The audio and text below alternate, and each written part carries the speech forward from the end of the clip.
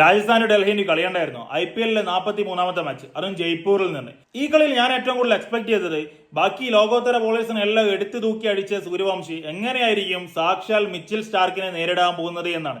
അതിനാക്കം കൂട്ടിക്കൊണ്ട് തന്നെ ടോസ് കിട്ടിയ റിയാൻ പരാഗ് ബോളിംഗ് ചൂസ് ചെയ്യാതെ ബാറ്റിംഗ് ചൂസ് ചെയ്തുകൊണ്ട് കോൺഫിഡൻസിൽ ഒരു നടത്തമുണ്ട്. സ്റ്റാർക്കിന് ഈ IPL-ലേക്ക് തിരിച്ചു വരാൻ വേണ്ടിയിട്ട് ഒരു 3 പന്തേ വേണ്ടി വന്നിട്ടുണ്ട്. അപ്പോഴേക്കും ഒരു ഫുൾ ടോസ് ബോളിൽ ക്യാച്ച് കൊടുത്തിട്ട് ജയസോൾ ഔട്ടായി. അതുകൊണ്ട് തന്നെ മിച്ചൽ സ്റ്റാർക്കിന്റെ ഓവറിൽ വൈഭവ് സൂര്യവംശിന്റെ ഒരു എടുത്തുതൂക്കൽ കാണാൻ പറ്റി. പിന്നീടാണ് ഈ കഥയിലെ നായകന്റെ രംഗപ്രവേശനം.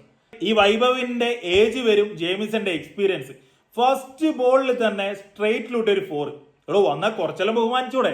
എവിടെ സെക്കൻഡും അതുപോലെ എന്തെങ്കിലും എടുത്തിട്ട് അലക്കാൻ നോക്കുമ്പോ മോനെ ജെയിംസന്റെ ഒരു വേൾഡ് ക്ലാസ് യോക്കർ ബോൾ അതിൽ കിടക്കുന്നത് ആ വൈഭവ് സൂര്യവംശിന്റെ ബൗൾഡ്. അവിടുന്ന് പണ്ട് ശ്രീശാന്ത് ഹൈഡന്റെ വിക്കറ്റിൽ എടുത്തിട്ട് കാണിച്ചതിന്റെ ഒരു അഗ്രഷൻ അല്ലേ, അതുപോലെ അല്ലെങ്കിൽ അതിന് മുകളിൽ വെക്കണമെന്ന് പറഞ്ഞൂടാ, അതുപോലെ ഒരു അഗ്രഷൻ.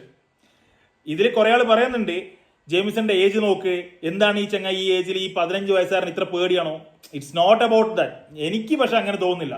ഈ സീസണിലെ ടോപ്പ് റൺ ഗെറ്ററിൽ അല്ലെങ്കിൽ ടോപ്പ് 6 ഹീറ്റേഴ്സ് ഒരാളാണ് വൈഭവ് സൂര്യവംശി. അവിടെ നിങ്ങൾ ഈ ഏജ് കൊണ്ടുവന്നിട്ട് അടിക്കുമ്പോൾ ഒന്നും ഏജ് ഇല്ല, പക്ഷെങ്കിൽ ഓൻ ഔട്ടാക്കിയിട്ട് അഗ്രഷൻ കാണിക്കുമ്പോഴേക്ക് നിങ്ങൾക്ക് ഈ ഏജ് എല്ലാം കൊണ്ടുവന്നാൽ എങ്ങനെയാ എന്ന് കുറെ ആൾ ചോദിക്കുന്നുണ്ട്. വേണ്ടിയിൽ ജെയിംസൺ ഔട്ടായിട്ട് ആ പോട് എന്നെല്ലാം പറയായിരുന്നു.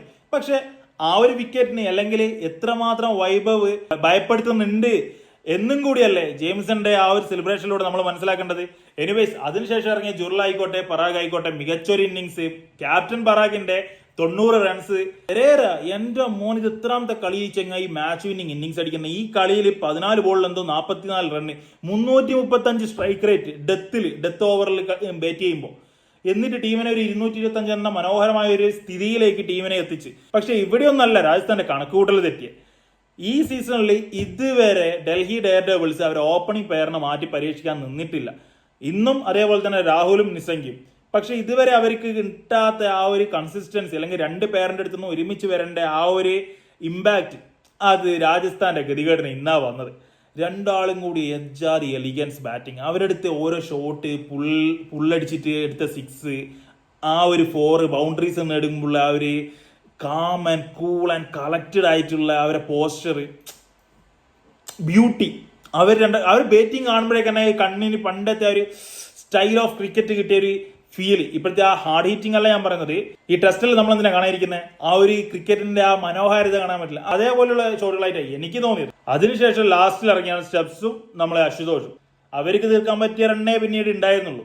സോ എന്നെ സംബന്ധിച്ചിടത്തോളം ഈ മാച്ച് ശരിക്കും ഒരു വേർത്താണ്.